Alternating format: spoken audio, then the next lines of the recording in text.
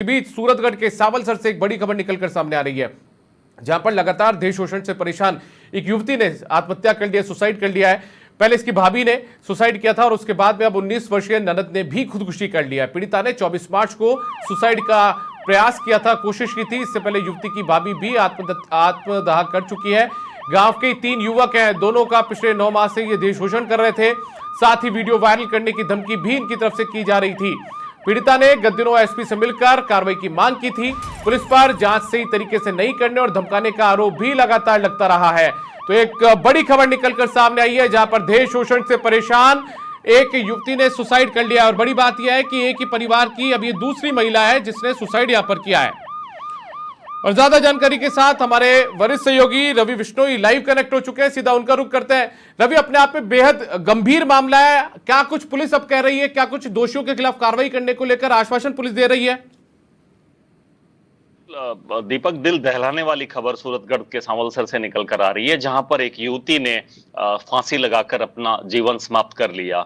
और इस युवती ने कुछ दिन पहले भी सुसाइड का प्रयास किया था। और इसकी भाभी, सगी भाभी जो है, उन्होंने पिछले वर्ष दिसंबर माह में आत्मदाह कर लिया था। मतलब एक ही परिवार की 2 महिलाएं जो है वो देह शोषण से परेशान होकर गांव के 3 युवकों पर इनके साथ देह शोषण करने का आरोप जो है वो लगा हुआ है।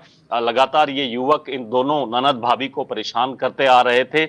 उससे परेशान होकर भाभी ने दिसंबर 2023 में सुसाइड कर लिया। उसके बाद में अब जो ननद युवती 19 वर्षीय युवती है, इसने भी फांसी लगाकर अपना जीवन जो है समाप्त कर लिया। पूरी घटना का मालूम करने पर दीपक सामने निकलकर ये आया है कि यह युवती पुलिस अधीक्षक से भी मिली थी। राजियासर पुलिस थाने में इनके तीनों युवकों के खिलाफ मामला हाल ही में दर्ज हुआ है। 2 युवकों को पुलिस के द्वारा गिरफ्तार भी किया गया है। एक जो युवक है वो उसको नहीं छुआ गया। उस बात की शिकायत लेकर इस युवती ने, ऐसा सुनने में आ रहा है कि पुलिस अधीक्षक के साथ साथ डीवाईएसपी सूरतगढ़ से भी कंप्लेंट की थी। और उसी से आहत होकर इस युवती ने फांसी लगा ली। मतलब एक ही परिवार की 2 महिलाएं गांव के 3 युवकों से के देह शोषण से परेशान होकर, ब्लैकमेलिंग से परेशान होकर मौत को अपने गले लगा लेती है। और अब यह समूचा मामला कहीं न कहीं तूल पकड़ता हुआ जा रहा है। जैसे ही इस युवती की मौत की खबर गांव में फैली, आसपास के गांव में फैली, ग्रामीण जो हैं वो लामबंद होने लगे हैं। और एक बड़ा मामला यहाँ पर, एक बड़ा हृदय विदारक मामला जो है वो सामने आया है। जी दीप। रवि, ये कौन है युवक, के गांव के रहने वाले, क्या इनके नाम उजागर पुलिस ने किया है फिलहाल? क्योंकि जिस तरीके से आपने जानकारी दी है कि 2 लोगों को गिरफ्तार भी किया जा चुका है, 2 आरोपियों को इसमें। बिल्कुल, देखिए, दोनों युवक गांवी के हैं। फिलहाल एफआईआर की कॉपी तो हमारे पास नहीं है, परंतु यह तय है कि 2 युवकों को गिरफ्तार किया गया है। एक बार मैं रोकूंगा रवि आपको। हमारे साथ में जो मृतका है उनके भाई भी जुड़ चुके हैं, फोन लाइन पर कनेक्ट है। मैं आपसे जानना चाहूंगा पूरा मामला आखिर क्या था, क्योंकि जिस तरीके से हृदय विदारक पूरी घटना सामने आई है, एक ही परिवार की 2 महिलाएं देह शोषण का शिकार होकर आत्महत्या कर लेती है, तो पुलिस क्या कार्रवाई नहीं कर रही थी? सर, पुलिस का नहीं गया, राजियासर पुलिस ने कार्रवाई करी। तो 2 जना ने गिरफ्तार कर लिया, एक ने गिरफ्तार करियो को नहीं बाज गयो।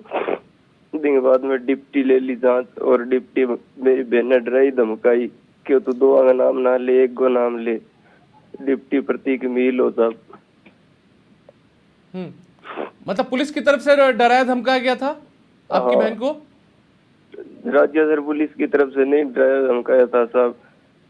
सूरतगढ़ पुलिस डीएसपी ऑफिस गए थे, डीएसपी ने धमकाया था, मेरी बहन को धमकाया था और मेरे को भी धमकाया था। और पिछले गोपीराम जी, आप जो आरोप लगा रहे हैं वो सूरतगढ़ के डीवाईएसपी प्रतीक मील पर लगा रहे हैं। जो आपके इस मामले की जो आरोप था आपकी भाभी और आपकी बहन की तरफ से, उनके ऊपर जो मामला जो ग्रामीणों के द्वारा देह शोषण 3 युवकों के द्वारा किया जा रहा था, उसकी जांच प्रतीक मील कर रहे थे। तो आपका ये कहना है कि जो जांच अधिकारी हैं वो आपकी बहन को डरा धमका रहे थे और वो ही युवकों को, एक युवक को गिरफ्तार नहीं कर रहे थे, ऐसा मामला बता रहे हैं आप? हाँ, यही बात है सर। एक को गिरफ्तार नहीं कर रहे थे और 2 को गिरफ्तार कर लिया था। फिर मेरे बहन को अकेले में कह रहा था कि तू 1 का नाम ले, 2 का नाम मत ले, वरना तेरे को 302 के अंदर, 304 बी के अंदर बंद कर देंगे। ये बात कही थी उसने और उसके रीडर ने। अच्छा गोपीराम जी, एक बात और बताएं, क्या इन युवकों के पास में आपकी बहन का और मृतका जो थी पहले जिन्होंने दिसंबर में आत्मदाह कर लिया, उनका कोई वीडियो था जो इन्होंने देश शोषण के दौरान बनाया था, उसको गांव में वायरल किया था? ऐसी बात भी सामने आई है? सब वायरल तो केड़ा कोनी करियो, मेरी बहन मैंने बतायो आई बात बताई कि मारो वीडियो बनाएडो, भाभी को भी बनाएडो और मेरो भी बनाएडो, दी खातर मैंने डराउंता धमकाउंता कि तुम मारो। और ये कौन है तीनों युवक? ये तीनों युवक कौन है गोपीराम जी जिनके खिलाफ एफआईआर दर्ज है और जिनके नाम आप बता सकते हैं? गांव का ही है सर। एक अशोक, नाम क्या है इनका? एक का नाम अशोक है, एक का लालचंद है और एक का शोचंद है। ठीक है, इनमें से 2 लोगों को क्या पुलिस गिरफ्तार कर चुकी है अभी? हाँ, अशोक और लालचंद को तो गिरफ्तार कर लिया, शोचंद को गिरफ्तार किया ही नहीं है अभी तक ही। तो वो वहीं गांव में ही घूमता है, आप लोगों को दबाव बनाया जाता है आप लोगों के ऊपर? नहीं साहब, वो गए गांव में ही को नहीं। जी, पुलिस क्या कहती है? आप जिस तरीके से देखिए ये मामला सामने आया, ये भी जानकारी मिली है कि मार्च के महीने में भी आपकी बहन ने सुसाइड की कोशिश की थी, आत्महत्या की कोशिश की थी। आप भी पीछे 25 तारीख की बात है साहब, 25 तारीख वाले दिन, होली वाले दिन की बात है।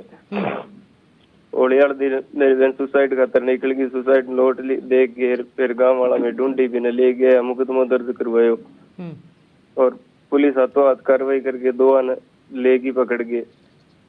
और गोपीराम जी, गोपीराम जी, ये मामला जो है देश शोषण का और ब्लैकमेलिंग का, ये कितने वक्त से चलता आ रहा है और पुलिस ने एफआईआर कब दर्ज की? आप बता रहे हैं कि होली वाले दिन आपकी बहन ने सुसाइड का प्रयास किया, क्या उसके बाद में आप पुलिस थाने गए? उससे पहले पुलिस के पास कभी गए नहीं, या क्या ऐसी क्या बात हुई? कितने वक्त से ये लोग देश शोषण कर रहे थे या ब्लैकमेलिंग कर रहे थे?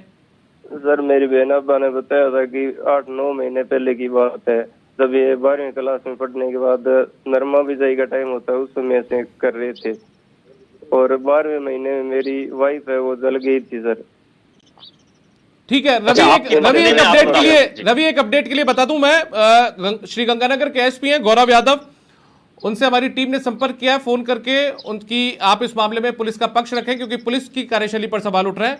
उन्होंने बात करने से इनकार कर दिया। ये अभी की अपडेट है, लेकिन मैं मेरी टीम से गुजारिश करूंगा कि जो प्रतीक मिल है सूरतगढ़ के डीएसपी हैं उनको भी फोन लाइन पर कनेक्ट करने की कोशिश की जाए यदि वो हमारे सामने आकर। और हमारे साथ में डीएसपी प्रतीक मिल जुड़ चुके हैं, सूरतगढ़ के डीएसपी हैं। प्रतीक मिल जी, सूरतगढ़ का एक मामला सामने आया, एक ही परिवार की 2 महिलाओं ने सुसाइड कर लिया। पहले एक भाभी करती है, उसके बाद में उसकी ननद ने भी आत्महत्या कर ली है और पुलिस की कार्यशैली पर सवाल उठ रहे हैं। अब हेलो प्रतीक मिल जी, मैं दीपक व्यास बात कर रहा हूं समाचार प्लस चैनल से। मैं सवाल ही पूछ रहा हूं कि सूरतगढ़ के सावलसर में एक लड़की ने सुसाइड किया है, देश शोषण से परेशान होकर इस युवती ने सुसाइड किया है, पुलिस की कार्यशैली पर सवाल उसके परिजन उठा रहे हैं। अब जी, इसमें भी 25 तारीख को मुकदमा दर्ज हुआ था। उसके बाद इनके लक्षा मौका बयान करवा के 27 तारीख को 2 मुलजिमान को गिरफ्तार करके जेसी करवा दिया गया था। प्रतीक जी, तीसरा आरोपी लगातार फरार चल रहा है। कहा यह भी जा रहा है कि होली के दिन भी पीड़िता ने सुसाइड की कोशिश की थी, सुसाइड नोट लिखा, लेकिन उस समय बचा लिया गया था, घर वालों को पता लगा तो, लेकिन तीसरा आरोपी अभी भी फरार है। हाँ, वो तीसरा आरोपी फरार था, उसके दस्तावेजी प्रयास किए जा रहे थे। इसमें मेरी फाइल ये चेंज हो चुकी थी, मेरे पास नहीं थी ये फाइल। तो जांच तो आप कर रहे हैं इसमें? नहीं, मैं जांच अधिकारी नहीं हूँ वर्तमान में, मेरे पास फाइल 28 तारीख को चेंज। ठीक सर हम परेशान हो गए, फिर मैं एसपी साहब के पेश हो गए।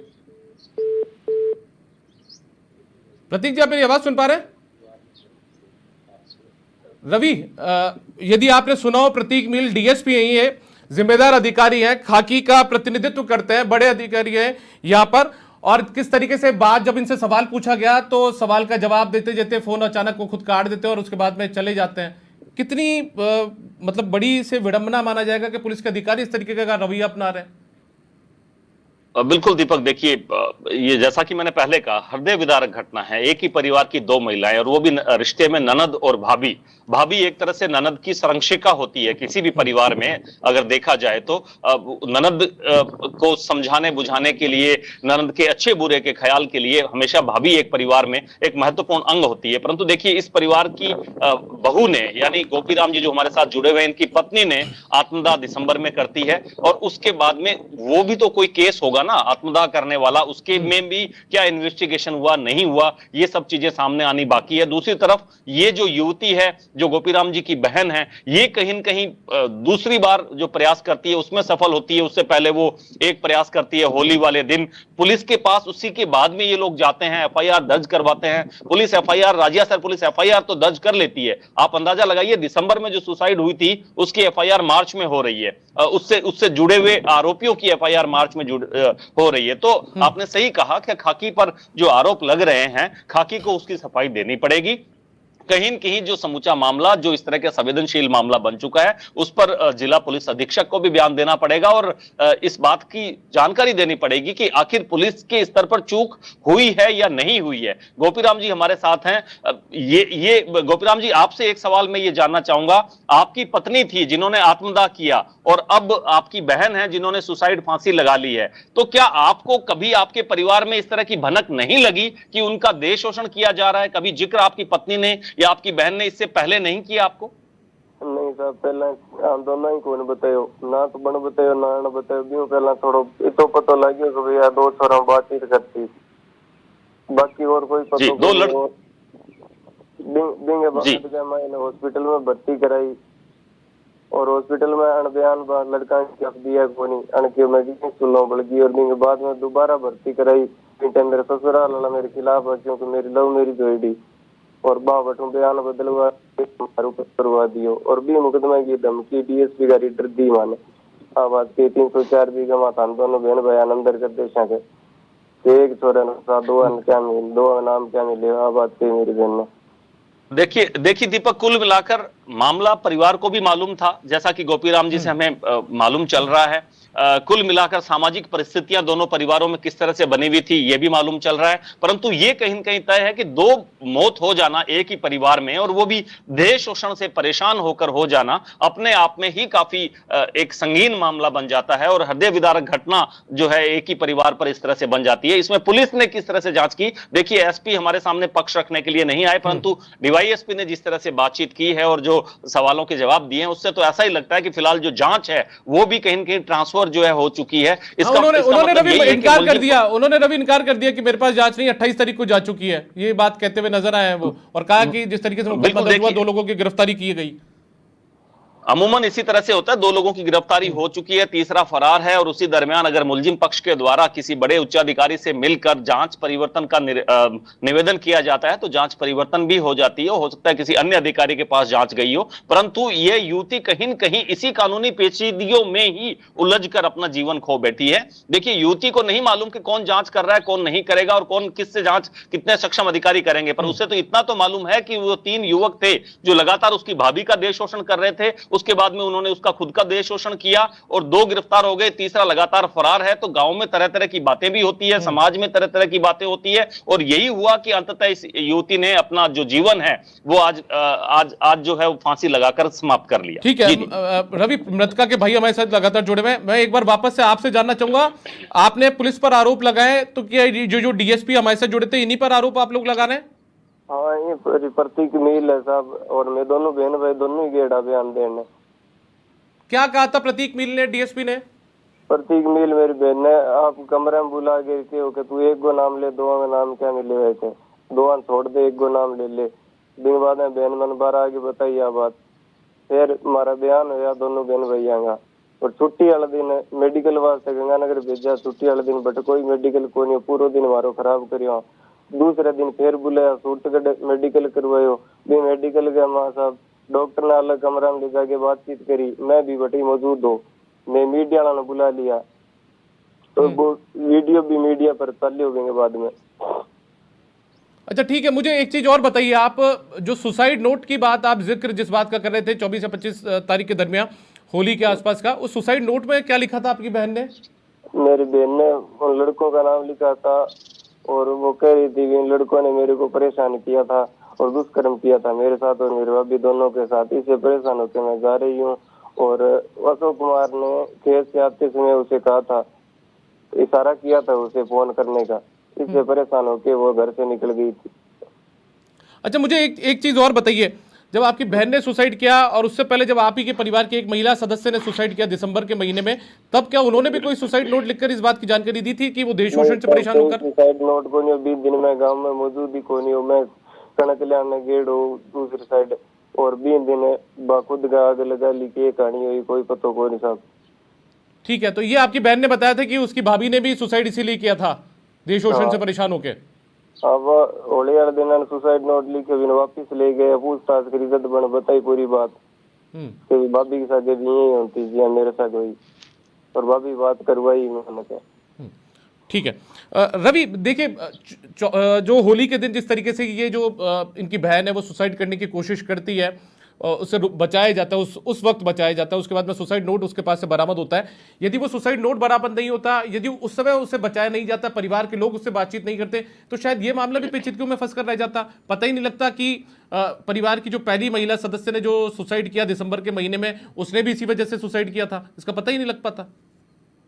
बिल्कुल, देखिए दीपक, जो गोपीराम मृतका के भाई, जिस युवती ने आज सुसाइड की है, उसके भाई हैं हमारे साथ जुड़े हुए, और इन्हीं की पत्नी ने दिसंबर माह में आत्मदाह किया है। इन्होंने पूरी कहानी बता दी है, हालांकि ये लोकल लैंग्वेज में बात कर रहे हैं। इससे ये कहानी निकलकर सामने आ रही है कि कहीं न कहीं जो तीसरा युवक जो फरार चल रहा है, इसने 2 दिन पहले इनकी बहन को जब वो खेत से आ रही थी, उसी दरमियान इशारा करके ये कहा कि तू उसे कॉल कर, और फोन का इशारा करके ये कहा कि फोन कर, और संभवतः उसी के बाद में, जैसा कि ये भाई बता रहे हैं, उसी के बाद में इस युवती को डर बैठ गया कि तीसरा युवक जो पुलिस से लगातार बच रहा है, पुलिस उसको गिरफ्तार नहीं कर पा रही है, वो युवक उसी के गांव में आकर उसको वापस फोन करने के लिए कहता है, वापस संपर्क बढ़ाने के लिए कहता है, और उससे परेशान होकर इसकी बहन ने भी आज फांसी लगा ली। मतलब साफ है कि कहीं न कहीं जो जी गोपीराम जी, आप कुछ कह रहे हैं? हाँ जी सर, वो जो लड़का गिरफ्तार हो चुका है अशोक सिंह, उसने इशारा किया था, लेकिन देश शोषण इन तीनों ने किया था, अब्बा ने यही बताया था मेरे को, और यही उसने पुलिस को बताया था। वो तो गिरफ्तार हो चुका है, लेकिन वो 2 लड़के हैं, उनमें से एक फरार है। तीनों लड़कों में 2 तो गिरफ्तारी हो चुके हैं